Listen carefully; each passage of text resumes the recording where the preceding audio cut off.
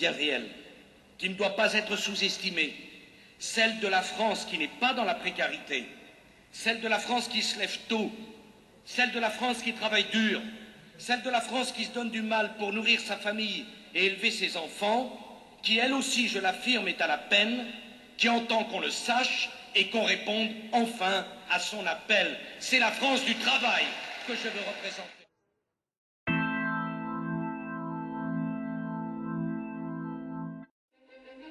Mais qu'est-ce qu'ils attendent là? Mais c'est sonné les garçons là! Et alors? Nous allons remettre de l'ordre. Qu'est-ce que ça veut dire remettre de l'ordre? Ça veut dire d'abord rétablir le principe d'autorité. La France a besoin d'un chef qui remette de l'ordre. Vous avez une autorité à reconquérir. Je veux une école du respect. C'est-à-dire une école où les élèves se lèvent quand le professeur arrive. Quand un professeur entre dans une classe, les élèves se lèvent.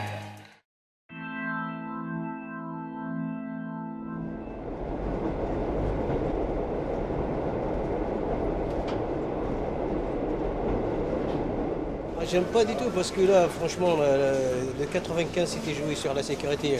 On a vu qu'est-ce qui s'est passé.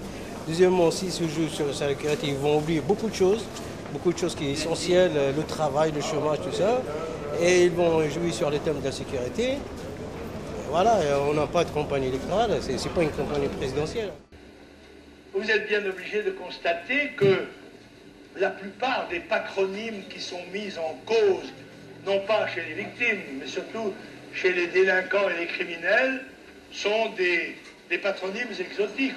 Vous pensez qu'un jour, ces gens-là seront comptables? Non, ils seront gangsters. 630 cités interdites qui échappent à l'état de droit, où la police ne peut plus pénétrer. Cet été, 14 juillet, 400 voitures brûlées, et puis maintenant, ce sont les immeubles qui brûlent. Et qu'est-ce que propose Nicolas Sarkozy? Vous en avez assez, hein? Vous avez assez de cette bande de racailles. On va vous en débarrasser. Nettoyer au Karcher est un terme qui s'impose. Parce qu'il faut nettoyer cela. Je vois des bandes qui trafiquent de la drogue dans les halls d'immeubles. Il faut nettoyer. Et quand je vois des voyous avec des fusils à pompe, il faut nettoyer. Nettoyer la cité des 4000, des bandes, des voyous et de tous ceux qui n'ont rien à y faire. J'y mettrai les moyens nécessaires et le temps qu'il faudra. Quelqu'un qui veut être président de la République, qui ne parle pas de mots racailles, de mots racistes, machin, mais lui il parle tout. Donc il est pas. Moi je ne veux pas sa tête comme un président. Voilà. Ce que vous avez passé au Karcher, c'est la police de proximité avec moins 50 policiers à la Courneuve. Je ne retire rien, je ne regrette rien, je ferai ce que j'ai dit et nous aurons les résultats. Ça prendra le temps qu'il faudra. Sarkozy connaît un peu sur la sécurité, tout ça, il va renforcer, il connaît la police, il va un peu, là, il y aura un peu plus de sécurité avec lui. Je pense. Peut-être je me trompe, mais je suis pour Sarkozy. Parce que quand il y a la peur, il n'y a pas de commerçants, il n'y a pas de loisirs, il n'y a pas de culture, il n'y a pas d'espoir. Voilà la réalité des choses. Et mon travail, c'est de faire reculer la peur. Vous voyez, je me balade sans sac à main, je me suis fait agresser, je me suis fait voler mon sac, mes papiers, ma fille aussi, alors que ça ne devrait pas exister. Voilà. Pour ne pas avoir d'histoire, on marche dans la rue en regardant droit devant soi, n'est-ce pas? Ou les yeux baissés, ou les yeux levés.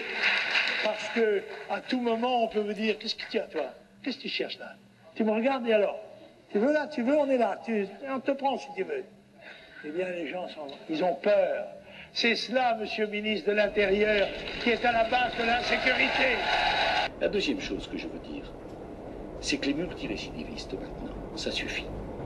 Il faut prendre des mesures pour que ceux qui ne comprennent pas comprennent enfin. Et je demande qu'il n'y ait plus de sursis lorsqu'il s'agit d'un multirécidiviste, mais qu'il y ait comparution immédiate quand il y a un multirécidiviste. Parce que les policiers et gendarmes, vous savez, ils en ont assez de courir pour arrêter les mêmes qui recommence. Par exemple, ces deux jeunes gens charmants de 18 et 17 ans qui ont enfoncé le micro dans le vagin de la vieille dame qui chantait pour les retraités « Super Mamie ».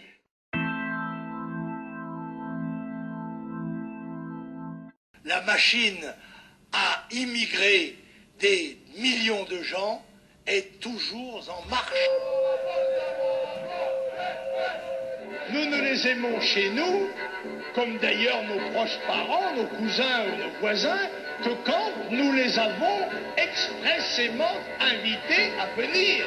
Les premiers qui seront exposés, c'est vous, c'est pas moi. C'est normal de mettre une limite. On ne peut pas s'en sortir. On ne peut pas accueillir tout le monde. Comment on va déjà qu'on a du mal à trouver du boulot à ceux qui sont français, qui sont nés ici. Si on accueille tout le monde, comment on fait? Je voudrais simplement insister sur un mot, le mot francisation. Oui, nous allons franciser la France. La France, est en 2020, il n'y aura que des métis. Il n'y aura que des métis. Ce sera incroyable. Avant, un métis, quand j'étais plus jeune, il y en avait un, deux, c'était pas banal. Ils cherchaient entre sa culture française, sa culture africaine. Mais maintenant, il y aura des métis chinois, arabes. Il y a tout maintenant. Il y a tout.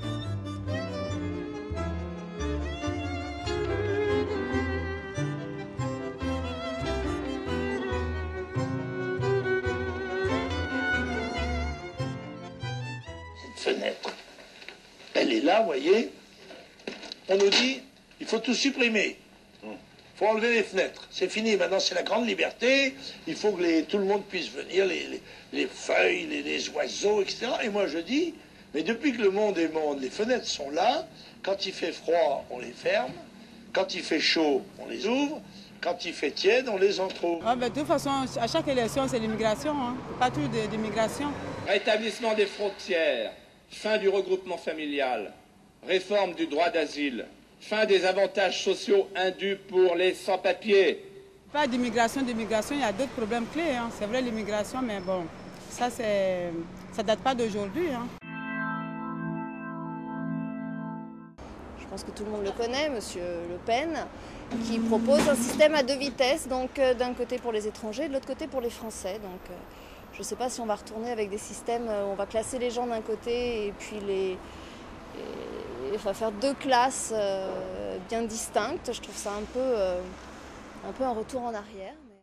Cela signifie, et je suis un petit peu allusif, non au droit du sol, oui au droit de la filiation, non à la double nationalité. Et nous résumons en quelque sorte notre pensée en disant tout étranger résidant en France doit subvenir lui-même à ses besoins et à ceux de sa famille. Il ne recevra aucune autre aide sociale. Les temps, ils sont dépassés. Il y en a, ils ne le comprennent pas. Les temps, ils sont dépassés. Il faut évoluer avec son temps. Je vois certaines personnes qui ont l'air de me regarder d'un sale œil ou bien qui pensent que je viens de la planète Mars. À tous ceux qui exigent tout de la France sans rien vouloir lui donner, je leur dis à tout cela qu'ils ne sont pas obligés de demeurer sur le national. Comme l'a dit Jaurès, la patrie c'est encore ce qui reste à ceux qui ont tout perdu.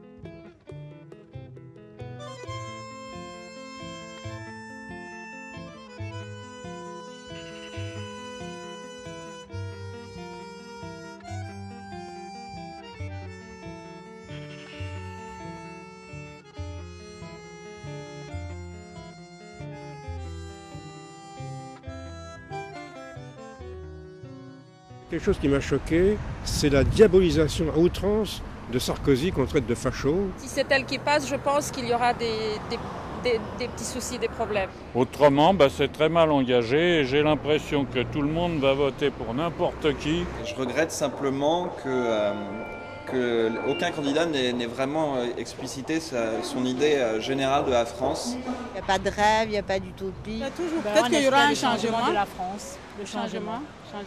Pour nos enfants et nos futurs enfants. L'espoir.